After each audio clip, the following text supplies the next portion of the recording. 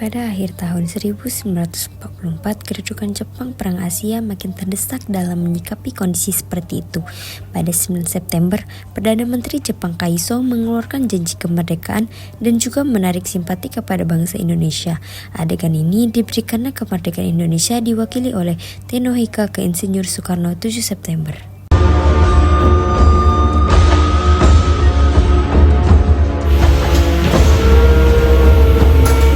The Japanese government declared to the Indonesian people that they would live free in the future.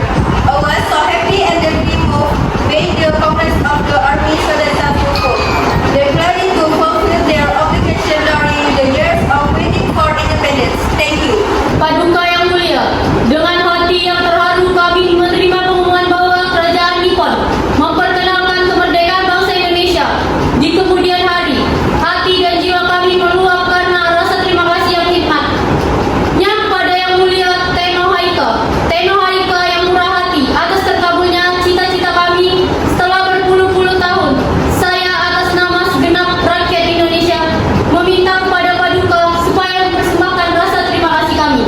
Panca! Panca! Panca! Panca! Panca! Panca! Panca!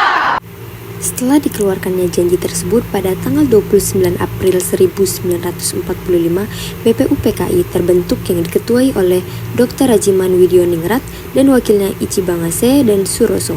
Tanggal 29 April 1945 diadakannya sidang yang pertama sekali atas usulan Dr. Rajiman Widioningrat untuk membahas dasar negara. Assalamualaikum warahmatullahi wabarakatuh. Waalaikumsalam warahmatullahi wabarakatuh.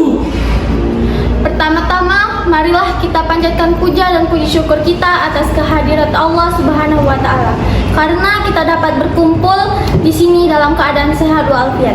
Saudara-saudara sebangsa setanah air bangsa Indonesia ini akan menghadapi bangsa yang baru, bangsa mengguncangkan dunia. Oleh karena itu, dalam sidang ini membahas dasar negara Indonesia sebagai bangsa Indonesia yang akan datang. Saya Dr. Rajiman, dengan ini saya nyatakan rapat sidang dibuka.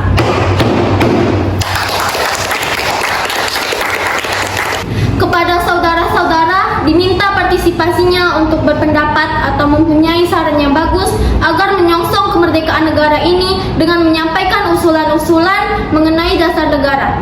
Silakan pada saudara-saudara, saya persilakan. Saya punya usul Indonesia adalah negara yang kaya akan tradisi dan budayanya. Sejarah Indonesia mementingkan bahwa Indonesia adalah negara yang sangat besar apabila bersatu. Oleh karena itu membutuhkan dasar negara untuk mengakomodir seluruh pihak dari seluruh bangsa Indonesia. Terima kasih. Saya setuju dengan pendapat Subadjo. Kita negara Indonesia akan membutuhkan sebuah ideologi yang mempersatukan pihak. Terima kasih. Hari pertama tepatnya pada tanggal 29 Mei 1945, Muhammad Amin mengeluarkan pendapatnya mengenai dasar negara. Baiklah saudara-saudara sekalian, saya telah mendengarkan usul yang telah diutarakan dan saya telah membuat rangkuman. Menurut saya, dasar negara dirumuskan dalam urutan 5 poin yang saya sebut dasar dan asas NKRI yang meliputi: pertama, peri kebangsaan; kedua, peri kemanusiaan; ketiga, peri ketuhanan; keempat, peri kerakyatan; yang kelima, peri kesejahteraan rakyat. Bung Yamin, saya akui, saya hargai kata-kata Anda luar biasa. Tapi ingat, Indonesia adalah negara yang bermayoritas Islam. Jadi, kita harus belajar syariat Islam. Apakah Anda tidak dengar ikatan kita tadi? Kita ini membutuhkan landasan, bukan hanya pendidikan Anda saja yang dibutuhkan. Saya sepakat dengan usulan Bung Yamin. Menurut saya, ide-ide sudah jelas karena sudah mengandung unsur keutuhan yang sekiranya sudah dapat diterima oleh Indonesia. Karena Indonesia sangat beragam. Bagaimana Saudara-saudara, kalau sidang seperti ini kita tidak akan menemukan dasar negara. Saya skor sidang hari ini dan akan dilanjutkan besok. Hari kedua tepatnya tanggal 31 Mei 1945, Profesor Dr. Supomo membuat rumusan.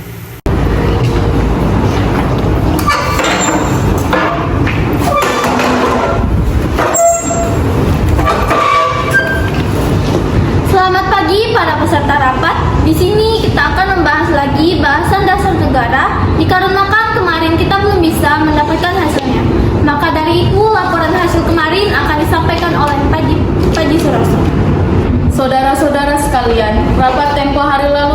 telah mendapatkan dasar negara yang dikemukakan oleh Muhyamin.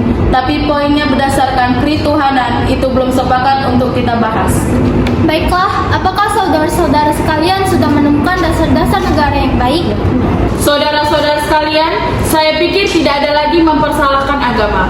Semua agama dan keyakinan hanya menuju kepada Tuhan Yang Maha Esa. Maka dari itu, masih banyak permasalahan yang mendesak yang perlu kita bahas. Tapi Bu, Indonesia ini punya mayoritas agama Islam. Saya tidak setuju.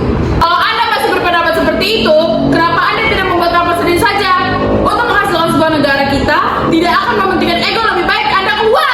Dengan saudara-saudara, saya menyampaikan pendapat tentang dasar negara. 1. Persatuan. 2. Kekeluargaan. 3. Keseimbangan lahir batin. 4. Musyawarah. 5.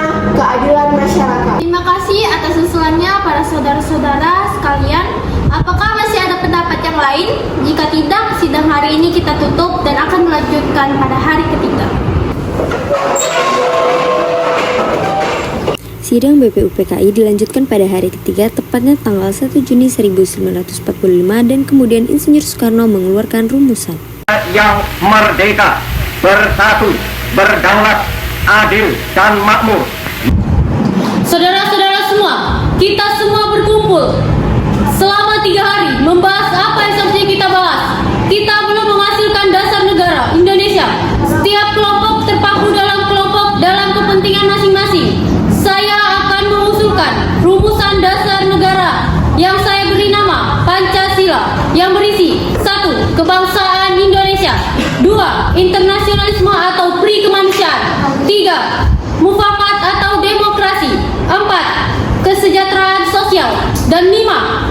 Ketuhanan Yang Maha Esa. Untuk merangkum itu semua, kita harus mempunyai material, yaitu Tuhan tetap bukanlah Tuhan yang hanya berdasarkan dalam satu agama saja, sangat universal, bisa diterima segala kalangan masyarakat, segala rakyat yang mempercayai masing-masing agama itu. Saya beri nama Pancasila, dan jika semua kita melalui rangkai sebagai bangsa kemerdekaan. Merdeka! Tusultah, bagaimana dengan dasar negara berdasarkan dengan Islam? Bagaimana bangsa itu berpendapat? Persilakan Bung Karno. Bagaimana kalau ada waktu hari ini kita mempersiapkan dasar negara? Begini saja, berhubung kita belum bisa mendapatkan dasar negara, bagaimana kita membuat panitia kecil untuk menyelesaikan masalah ini? Panitia kecil yang dibentuk yaitu Panitia Perancangan Undang-Undang Dasar dengan Insinyur Soekarno sebagai ketua, Panitia Ekonomi dan dengan ketua yaitu Dr. Muhammad Hatta Abikusnatujo Krusjoso mengetahui Panitia Ekonomi dan Keuangan, dan dengan ketua yaitu Dr. Muhammad Hatta. Pada sidang ini juga dibacakan Piagam Jakarta dari hasil kerja Panitia 9. Sidang BPUPKI 2 dilaksanakan 10 sampai 14 Juli 1945.